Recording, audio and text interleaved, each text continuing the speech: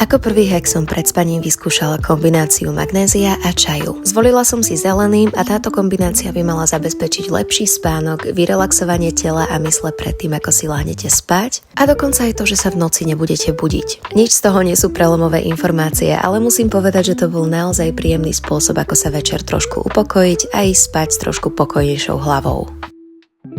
Dry brushing alebo tzv. Exfoliáciu suchou kefou som na sociálnych sieťach videla už veľmi dlho. Už som ju raz skúšala a skončilo to tak, že som mala doškriabanú pleť, tak som chcela vedieť, čo som urobila zle a tentokrát som si poctivo prečítala návod. Predtým, ako som išla do vane, som si vzala túto kefu a opatrne som si s ňou poškriabala, opeelingovala pleť. Musím uznať, že keď som vedela, čo robím, bolo to oveľa príjemnejšie a moja pleť skoro vôbec nebola začervenaná. Takže áno, dám tomu ešte druhú šancu, aby som časom zistila, či to funguje aj na lymfatickú drenáž. Ale na prekrvenie je to rozhodne efektívne. Ešte dávno predtým, ako som plánovala urobiť toto video, kde skúšam hacky na zdravie z TikToku, som na TikToku videla video o tom, aké prospešné pre zdravie sú brazílske orechy. Bolo to približne v novembri a teraz v januári ma čakalo preventívne sono štítnej žľazy. A práve tento vplyv na štítnu žľazu, na imunitu a celkovo na zdravie, vlasy a nechty by mal byť vraj jeden z benefitov brazílskych orechov. Tak som si povedala, že za pokus nič nedám a TikTok kázal, že jesť 2 brazílske orechy denne by malo pomôcť zlepšiť všetky tieto funkcie. Tak som to skúšala a približne od novembra do januára som denne jedla 2 brazílske orechy.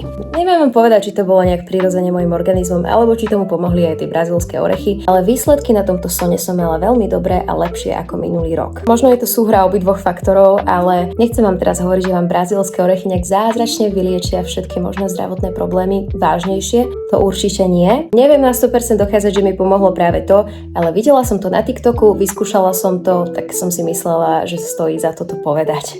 O masážnej technike pomocou nástroja gua sha ste už pravdepodobne počuli. Vychádza z čínskej medicíny a tiež z môjho šuflíka, kde som ho tak pred 2 rokmi odložila a už som ho nevytiahla, takže prišiel ten správny čas ho znova otestovať. Tento masážny nástroj by mal pomôcť zvýrazniť črty tváre a celkovo zabrániť opuchu. Po prvom použití neviem povedať, či to naozaj tak fungovalo, ale bola som prekvapená, aká príjemná táto masáž bola a koľko tlaku a stresu som držala v tvárových svaloch. Takže áno, zopakujem to zrejme znova, tu máte výsledok. A ak to skúsite aj vy, určite pred použitím naneste nejaký hydratačný krém alebo tvárový pleťový olej.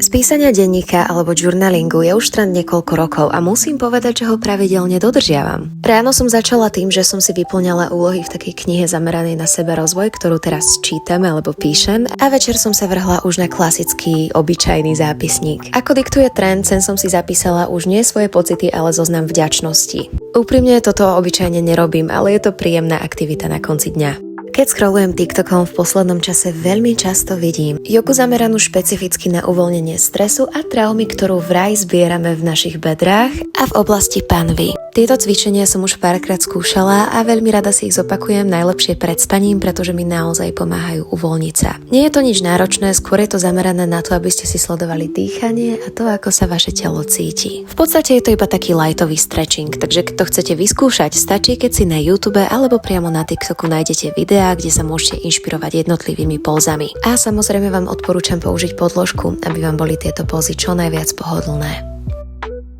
Posledný hack, ktorý som vyskúšala, bolo rozjasnenie a prebudenie pleti pomocou kocky ľadu. Prebudiť ma to naozaj prebudilo, pretože ten pocit bol oveľa chladnejší, ako som čakala, že bude. Ale po chvíli som začala prichádzať na jednu veľkú praktickú chybu a to je, že voda z tváre sa mi extrémne rýchlo dostávala do rukávov, na oblečenie a úplne všade okolo mňa. Kvapkala mi z nosa, ako môžete vidieť, a už po chvíli som mala mokrú celú mikinu. Takže už len z tohto dôvodu vám vôbec neodporúčam skúšať to a myslím si, že keď si ráno umiete tvár studenou vodou, alebo použijete nejakú beauty pomôcku, ktorá sa dáva do chladničky alebo do mrazničky a netopí sa za pochodu, tak to bude fungovať rovnako dobre. Asi takto vyzerala moja pleť po tejto hackovej procedúre, ale po tejto skúsenosti som sa rozhodla, že radšej budem používať úplne klasickú skincare. Aj keď áno, moja pleť sa trochu rozžiarila, ale úprimne naozaj to nestojí za ten neporiadok.